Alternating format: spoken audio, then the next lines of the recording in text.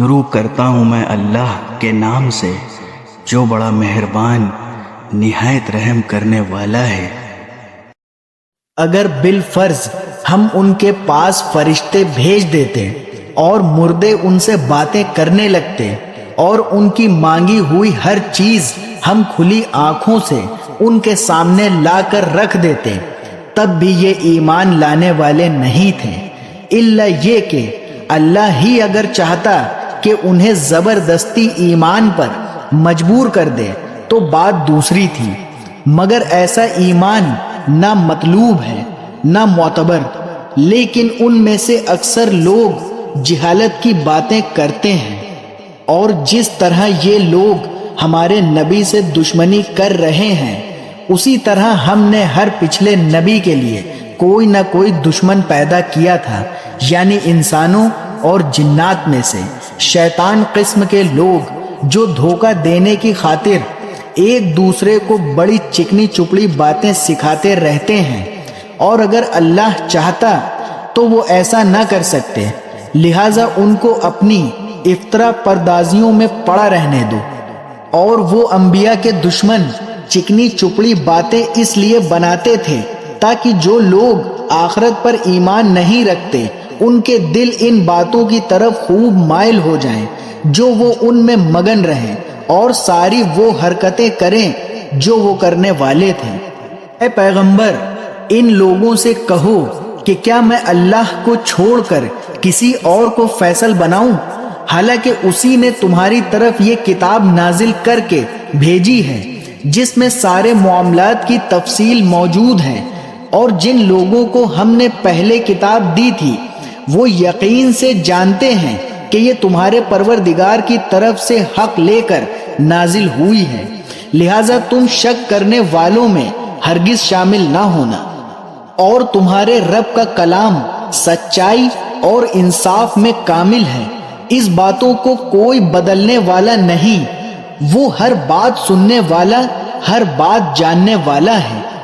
اور اگر تم زمین میں بسنے والوں کی اکثریت کے پیچھے چلو گے تو وہ تمہیں اللہ کے راستے سے گمراہ کر ڈالیں گے،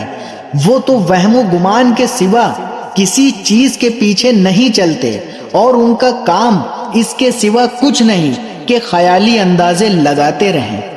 یقین رکھو کہ تمہارا رب خوب جانتا ہے کہ کون اپنے راستے سے بھٹک رہا ہے، اور وہی ان لوگوں کو خوب جانتا ہے جو صحیح راستے پر ہیں۔ چنانچہ ہر اس حلال جانور میں سے کھاؤ جس پر اللہ کا نام لیا گیا ہو، اور اگر تم واقعی اس کی آیتوں پر ایمان رکھتے ہو، اور تمہارے لیے کون سی رکاوٹ ہے جس کی بنا پر تم اس جانوروں میں سے نہ کھاؤ جس پر اللہ کا نام لے لیا گیا ہو، حالانکہ اس نے وہ چیزیں تمہیں تفصیل سے بتا دی ہیں جو اس نے تمہارے لیے عام حالات میں حرام قرار دی ہیں، البتہ جن کو کھانے پر تم بالکل مجبور ہی ہو جاؤ تو ان حرام چیزوں کی بھی بقدر ضرورت اجازت ہو جاتی ہے، اور بہت سے لوگ کسی علم کی بنیاد پر نہیں بلکہ صرف اپنی خواہشات کی بنیاد پر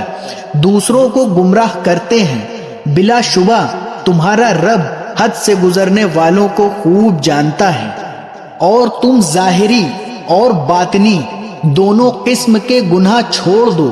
یہ یقینی بات ہے کہ جو لوگ گناہ کماتے ہیں انہیں ان تمام برائیوں کی جلد ہی سزا ملے گی جن کا وہ ارتکاب کیا کرتے تھے۔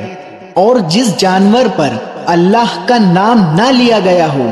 اس میں سے مت کھاؤ، اور ایسا کرنا سخت گناہ ہے۔ مسلمانوں، شیاطین اپنے دوستوں کو ورغلاتے رہتے ہیں تاکہ وہ تم سے بحث کریں، اور اگر تم نے ان کی بات مان لی تو تم یقیناً مشرک ہو جاؤ گے۔ ذرا بتاؤ کہ جو شخص مردہ ہو پھر ہم نے اسے زندگی دی ہو اور اس کو ایک روشنی مہیا کر دی ہو جس کے سہارے وہ لوگوں کے درمیان چلتا پھرتا ہو، کیا وہ اس شخص کی طرح ہو سکتا ہے جس کا حال یہ ہو کہ وہ اندھیروں میں گھرا ہوا ہو جن سے کبھی نکل نہ پائے؟ اسی طرح کافروں کو یہ سجھا دیا گیا ہے وہ جو کچھ کرتے رہے ہیں وہ بڑا خوشنما کام ہے۔ اور اسی طرح ہم نے ہر بستی میں وہاں کے مجرموں کے سرغنوں کو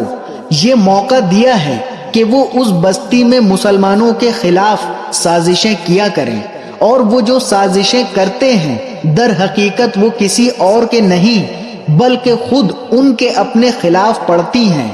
جبکہ ان کو اس کا احساس نہیں ہوتا۔